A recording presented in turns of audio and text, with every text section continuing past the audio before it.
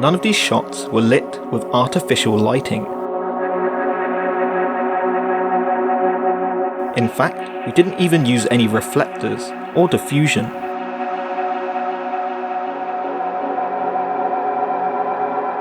So what did we use to get these dark, moody images?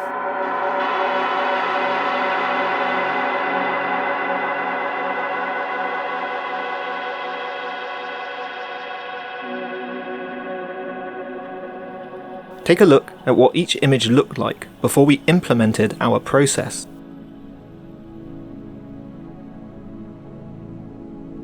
You may notice they're a little lighter feeling, a little less contrasty,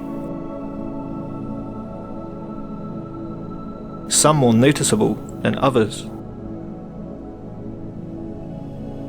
Each shot was lit with natural light, and this natural light was then controlled using dark material to cut the light we didn't want in each scene. Generally, we refer to this reduction of light as negative fill. In the shot of our subject stood in the garden, we can see that he's being lit from all angles by the cloudy sky above. This is making for a very flat, uncontrolled spread of light on his face. To solve this, we simply used what's known as a flag. Designed to be held on a stand easily, this particular tool is known as a floppy, which means our flag can extend in size, which means it can also change the angle of light being blocked, like we've set up here. Since the sky is mainly above us, this helped to make sure we were cutting light from the side and top, allowing us maximum control and the ability to shape the light on the face, making for a darker look and a more three-dimensional one.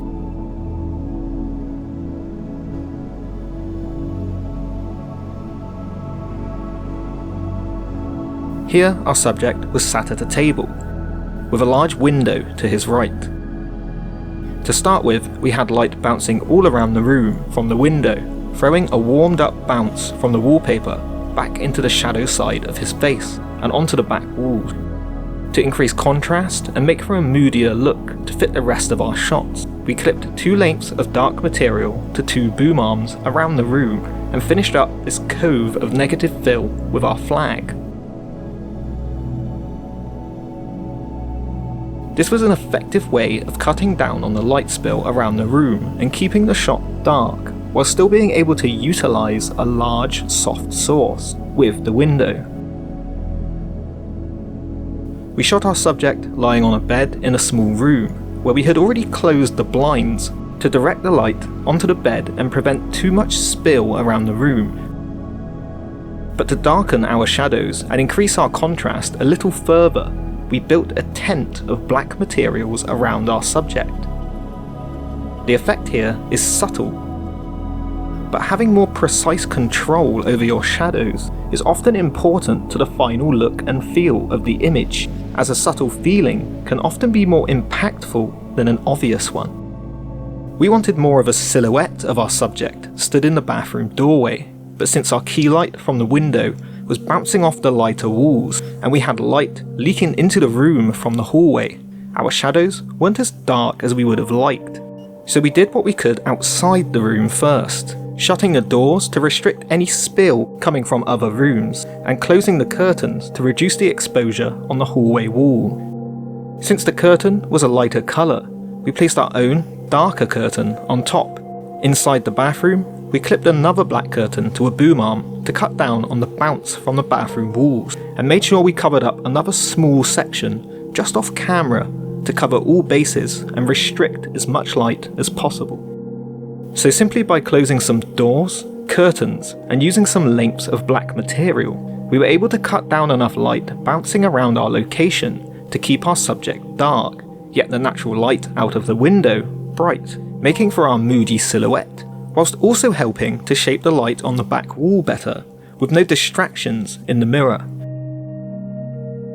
In our final image, the close-up of our subject in the mirror wasn't quite matching with the darkness of the previous silhouette shot, so we simply hung another length of black material on a boom arm, covering one side of the bathroom and removing any light bouncing back onto the side of the face closest to the camera.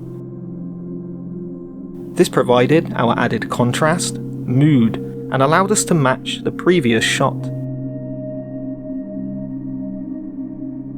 Negative fill doesn't have to be expensive, and although flags and floppies can add up in costs, one easy way to work with natural light and what you have is simply by clipping dark material to stands and boom arms, allowing you to utilise mood and depth in your images.